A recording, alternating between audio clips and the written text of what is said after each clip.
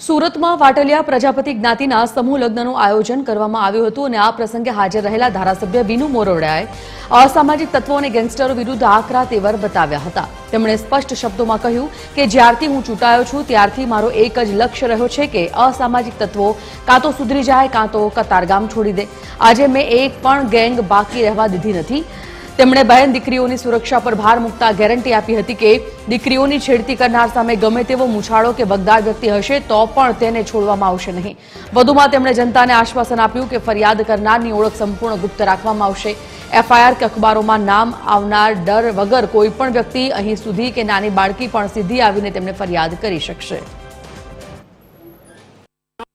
કોઈ ગેંગ રહેવા દીધી નથી અને હજી કોઈ હોય તો બતાવજો મને, નકર અલગ અલગ નામથી ઘણી ગેંગો હતી અને એના છત્રછાયામાં અસામાજિક તત્વો બેન દીકરીઓ માટે છેડતી કરતા હતા। ગમે ત્યાં બેઠા બેઠા કરતા હતા। આ લોકોને વીણી વીણીને હજી વીણવાનું ચાલુ। કોઈ પણ એ સ્કૂલ હોય ક્યાંયથી જો અમને સમાચાર મળે, મારી સુધી વાત પહોંચી જાય તો હું એમ કહું કોઈ પણ સમાજની દીકરી હોય એની સુરક્ષાની જવાબદારી મારી એકલાની છે અને એ ગેરંટી કે સામે ગમે એવો સમાજ હોય, ગમે એવો મૂછાળો હોય, એને 24 કલાકમાં ઝેર કરવાની જવાબદારી આપણી।